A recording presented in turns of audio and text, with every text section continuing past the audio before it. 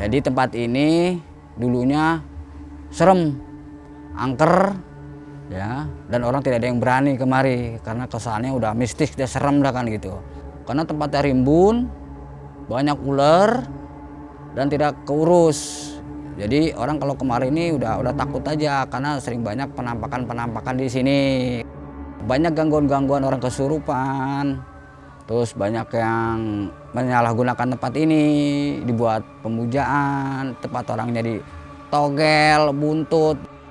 Nama saya M. Satiri, saya sebagai pengurus situs Cagar Budaya Sumur 7, tempatnya di Kampung Keramat Jaya, RT 1 RW 12, Desa Beji, Kelurahan Beji, Kota Depok.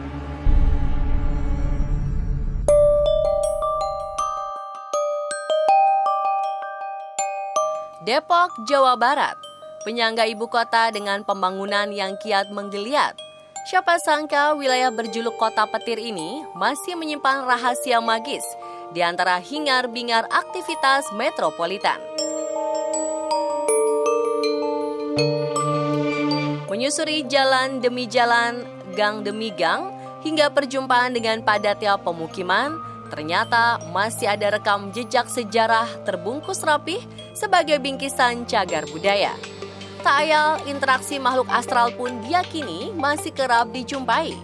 Seperti sosok ramah bagi pengunjung yang telah bersikap sopan, hingga sampai gangguan makhluk legam menyeramkan bagi orang-orang arogan. Malam ini kami akan mengajak Anda melusuri misteri Sumur 7 Keramat di Beji, Depok. Situs Sumur 7 Beji atau akrab dikenal dengan Sumur Keramat Beji adalah kolam mata air berjumlah 7 sumber. Letaknya relatif berdekatan satu sama lain. Airnya tampak jernih. Saking jernihnya, siapa saja dapat melihat lumut menempel di dasar kolam yang hanya berjarak 2 meter. Kesan mistis pun dapat disaksikan dengan mata telanjang.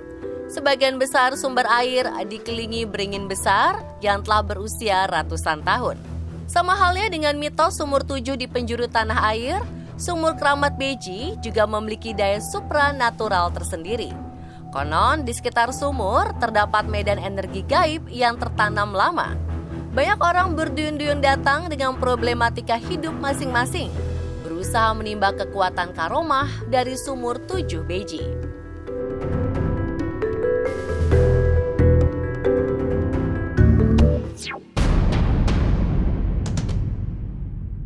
Awalnya Sumur Keramat Beji hanya dibuka 3 buah, yakni sumur kelima, 6, dan 7. Kala itu, sumber air keramat lainnya masih tertutup pohon dan semak belukar lebat. Keberadaan makhluk astral melata dan rentetan gangguan gaib dalam bentuk kerasukan adalah sebuah pemicu stigma angker yang melekat khususnya di sumur pertama.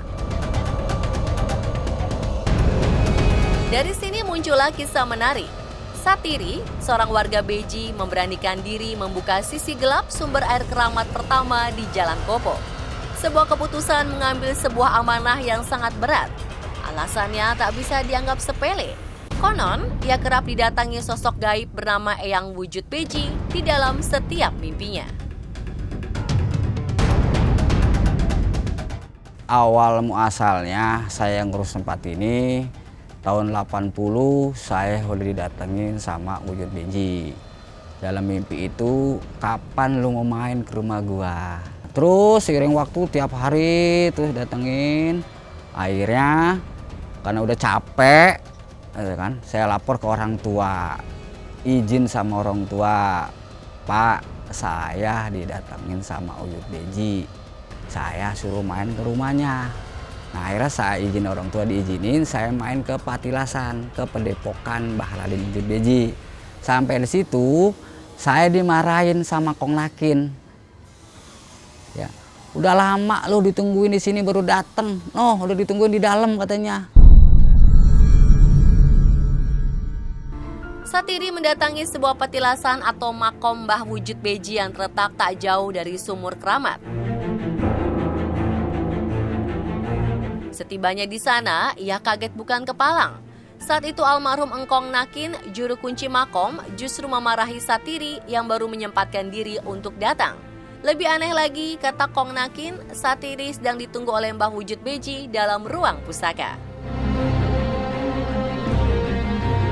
Ya Allah ya Robi, tunjukilah mana yang benar, mana yang salah.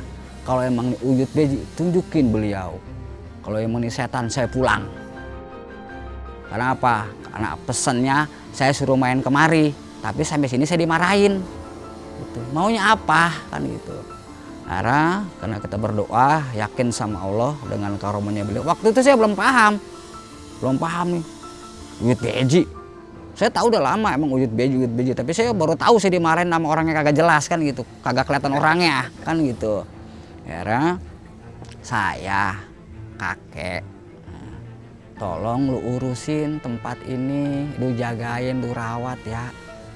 Kalau bisa kan gitu. Tapi siapa ini yang ngomong? Tunjukin dulu. Nah, alhamdulillah ditunjuki tapi dengan cahaya aja. Dengan muka yang nggak jelas.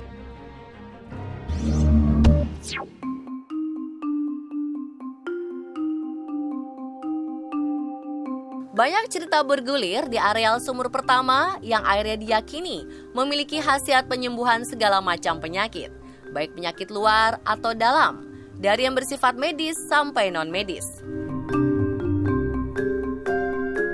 Dikisahkan pada suatu ketika, seseorang lelaki mendatangi sumur pertama saat pemulihan tulang bahu yang bergeser pasca kecelakaan. Setelah melakukan mandi dan tawasul, ia pulang ke rumah. Anehnya, sampai rumah, ia merasa ada orang yang memijat bagian tubuhnya yang sakit. Ajaib, karena keesokan harinya ia merasa sembuh secara signifikan. Dan awalnya saya tidak begitu percaya, dan dengan keyakinan saya berkunjung ke tempat itu dan meminta kepada Allah lewat air itu. Alhamdulillah, apa yang saya rasakan sakit di kaki saya, bekas patah, tabrakan, 2 bulan untuk dokter, dan berobat jalan dan harus memang dipakai pen ya. Cuman saya takut, ya alhamdulillah sekarang tidak memakai pen, tidak merasakan digip, saya merasakan seperti normal kembali.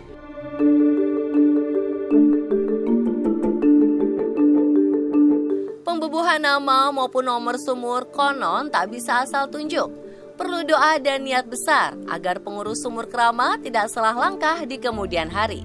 Pemberian nama tersebut didasarkan pada khasiat masing-masing air sumur. Menurut sejarah setempat, keberadaan sumur 7 Beji tak dapat dipisahkan dari seorang tokoh bernama Eyang Wujud Beji atau Mbah Wujud Beji. Beliau diyakini sebagai penyebar agama Islam yang kini menjelma sebagai legenda terbentuknya kawasan Beji Depok. Diyakini Eyang Wujud Beji adalah seorang tentara Islam dari Cirebon yang sering melintasi Depok untuk melakukan hubungan diplomatik dengan kerajaan Banten sekitar abad ke-15. Suatu ketika, Eyang Wujud Beji berdoa kepada Allah, meminta air untuk irigasi sawah warga yang mengalami kekeringan. Dengan karomah yang beliau miliki dan kekuasaan Tuhan, tiba-tiba doa tersebut langsung diijabah dengan munculnya 7 mata air di seputar Beji.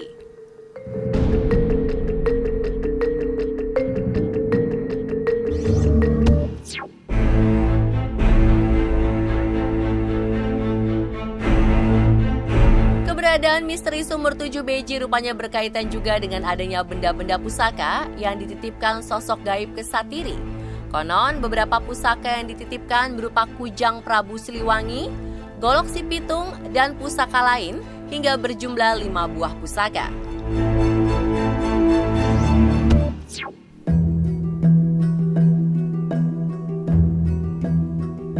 Banyaknya cerita magis menjadi tanda sumur 7 Beji memiliki daya supranatural luar biasa yang diwariskan selama berabad-abad.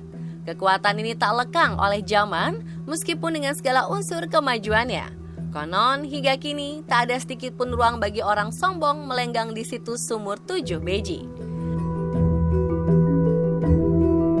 Nah, jadi banyak kejadian-kejadian yang di luar nalar gitu, yang luar dimasuk akal banyak. jangankan orang lain. Saya sendiri pun kadang-kadang kalau sendirian malam-malam di sini kadang ada yang ngodain. Ngapain? Ngapain gitu. Jadi pengennya bercanda gitu. Tapi kalau kita sok jago, wah, dulu ada orang ya mau coba-coba di sini ya gitu. Sampai gapura atas nggak bisa masuk. Dijagain. Ada yang jagain. Karena kesurupannya di atas bukan di bawah sini. Kenapa? Niatnya udah nggak bagus. Sebaiknya fenomena sumur 7 beji cukup dijadikan pengetahuan cagar sejarah agar kita lebih bijak dalam bermasyarakat. Tak ada kesembuhan sejati selain dari Tuhan Yang Maha Esa. Terus saksikan On The Spot untuk update informasi misteri, wow, dan kekinian lainnya.